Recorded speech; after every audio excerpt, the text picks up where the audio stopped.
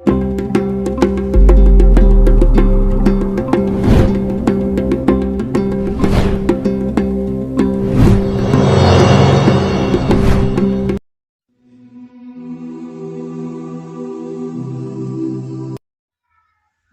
गिरामी, अस्सलाम वालेकुम वरहमतुल्लाहि वबरकातुहू। बिस्मिल्लाहिर्रहमानिर्रहीम। खुलासा कुरान पारा 15। सूरह बनी इसराइल। कुरान वो राह दिखाता है जो बिल्कुल सीधी है। जो लोग अपने ईमान की हिफाजत करते हैं और अच्छे काम करते हैं, कुरान उन्हें खुशखबरी देता है, और जो आखिरत को मानते ही नहीं, उन्हें दर्दनाक अज़ाब की खबर देता है। जो शख्स यही सब कुछ पा लेना चाहता है, उसे अल्लाह जो देना चाहता है वो यही दे देता है, और आखिरत में उसका ठिकाना जहन्नम है। अगर तुम आखिरत की कामयाबी चाहते हो तो आखिरत के लिए जीना सीखो, ईमान पर कायम रहो और उसके लिए सारी तवानाई निचोड़ दो। अल्लाह तुम्हारी कोशिशों का बेहतरीन इनाम देगा। अल्लाह के अलावा किसी की इबादत ना करो, बस अल्लाह की बंदगी करो। वालिदैन के साथ बेहतर सलूक करो। वो बूढ़े हो जाएं तो उन्हें उफ तक न कहो। उनकी जज्बात का ख्याल रखो। उनके सामने नरमी, शफकत और एहतराम की तस्वीर बने रहो। उनके लिए दुआ करो कि मेरे रब, उन्होंने जिस तरह मोहब्बत से मुझे बचपन में पाला है, तू उन पर हमेशा अपनी रहमतों का साया रख। अपने बातिन को पाक रखो, नेक बनो और अपने रब से लौ लगाने वाले बनो। तुम्हारा रब तुम्हें अपनी मग़फ़िरत की चादर उड़ा देगा। रिश्तेदारों को उनका हक दो, मिस्कीनों और बेघर गरीबों की मदद करो। अगर कभी तुम इनकी मदद ना कर सको और तुम अपने रब की रहमत के उम्मीदवार हो, तो उन्हें नर्म जवाब दे दो। गलत राहों में दौलत मत खर्च करो, ये नेमत की नाशुक्री और शैतान की पैरवी है। शैतानी रास्तों पर चलकर शैतान के भाई मत बनो। न तो कंजूसी करो, न ही फजूल खर्ची करो।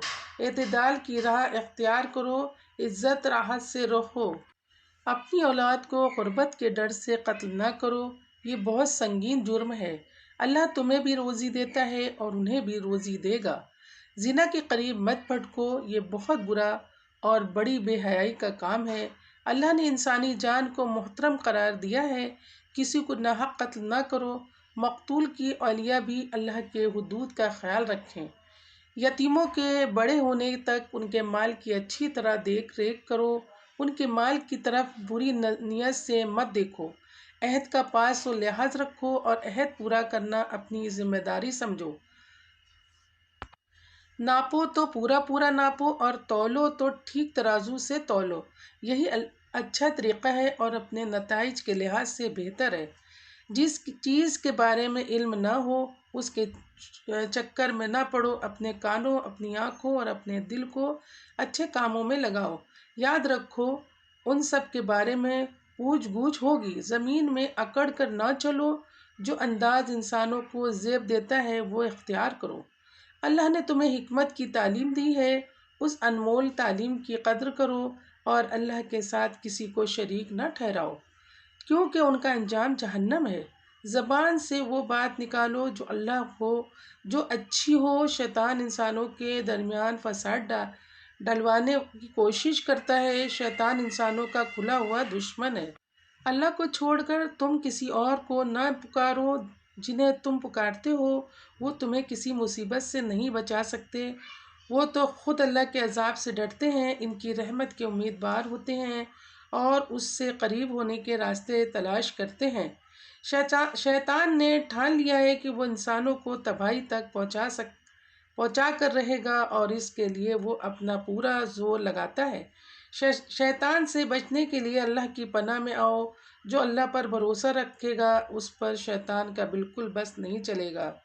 आदम के बेटों, अपने मुकाम और मनसब को समझो। अल्लाह ने तुम्हें इज़्ज़त व मुकाम दिया, तुम्हें खुशकी और तरी की सैर कराई, तुमको पाकीज़ा रोज़ी दी है, बहुत सी मखलूक़ात पर तुम्हें बरतरी अता की है। इन नेमतों की कद्र करो। याद रखो, जो दुनिया में अंधेपन से रहेगा वो आखिरत में भी अंधा ही रहेगा। दीन के दुश्मन तुम पर ہر طرح کے حربے آزمائیں گے، تم اللہ سے ثابت قدمی اور مضبوطی حاصل کرو، ورنہ دین کے دشمنوں کی طرف جھک جاؤ گے اور اپنی عاقبت خراب کر لو گے۔ نمازوں کی پابندی کرو اور فجر کی قرات کا ساتھ خاص سے اہتمام کرو۔ رات کو اٹھ کر تہجد پڑھو، یہ اللہ کی بہت بڑی نعمت ہے، اسی طرح تم قابل تعریف مقام تک پہنچ سکتے ہو۔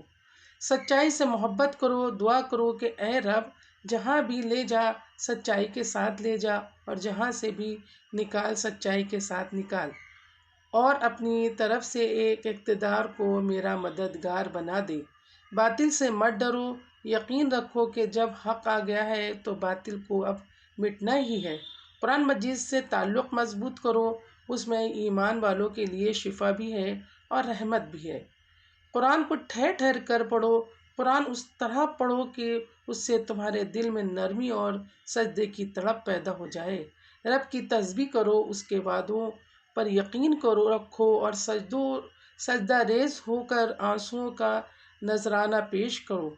سورہ کہف کے نوجوانوں کے قصے پر غور کرو، انہوں نے ایمان کا راستہ اختیار کیا تو اللہ نے ان کی ہدایت میں اضافہ کیا، انہوں نے اللہ کی وحدانیت کا اعلان کیا تو اللہ نے ان کے دلوں کو مضبوط کیا، انہوں نے اپنی مشرک قوم اور ان کے دیوتاؤں سے برات کا اعلان کیا تو اللہ نے اپنے دامن رحمت میں انہیں جگہ دی اور ان کی زندگی کا انوکھا انتظام کیا، اور پھر انہیں اپنی زندگی میں دین کا غلبہ دکھا دیا، اور وہ بھی 3 صدیاں گزر جانے کے بعد۔ تم جب بھی کسی کام کا ارادہ کرو تو اللہ کی مدد مانگا کرو، یقین رکھو کہ اللہ کی معیت کے بغیر کوئی کام نہیں ہو سکتا۔ جیسے ہی تمہیں احساس ہو کہ رب کو بھول رہے ہو، فوراً یاد کر لیا کرو، تمہارے رب کی کتاب تمہارے پاس ہے، اسے سناؤ اور ان لوگوں کے ساتھ دین پر جمے رہو جو صبح و شام اپنے رب کو خوش کرنے کے لیے اسے پکارتے ہیں۔ قوم کے سرداروں اور بڑے لوگوں کو جمع کرنے کی شوق میں کمزور اہل ایمان سے نگاہیں مت پھیرو، ان لوگوں کی باتوں سے متاثر نہ ہو جن کے دل اللہ کی یاد سے غافل ہیں اور جو خواہشات کے پیچھے چلتے ہیں۔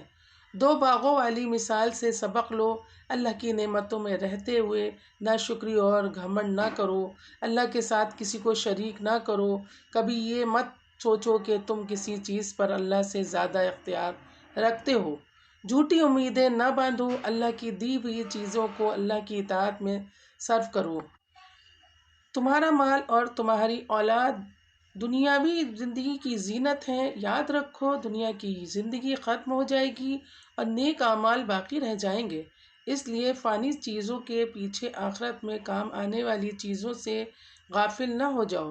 علم حاصل کرنے کے لیے دل میں موسیٰ جیسا شوق پیدا کرو، فیصلہ کیا کہ میں چلتا رہوں گا یہاں تک کہ یا تو دور دریاؤں کے ملنے کی جگہ پہنچ جاؤں یا اسی طرح سالہ سال گزر جائے، اور جب وہ اس بندے تک پہنچ گئے جسے اللہ نے اپنے خاص فضل اور علم سے نوازا تھا تو علم حاصل کرنے کے جذبے سے اس کے ساتھ ہو لیے۔ اللہ تعالی ہم سب کو قرآن پڑھنے، اس کو سمجھنے اور اس پر عمل کرنے کی توفیق عطا فرمائے، آمین۔ اللہ اس کی برکتوں سے ہمارا شہر اور ملک کے حالات تبدیل فرمائے، آمین۔ وآخر دعوانا ان الحمد للہ رب العالمین۔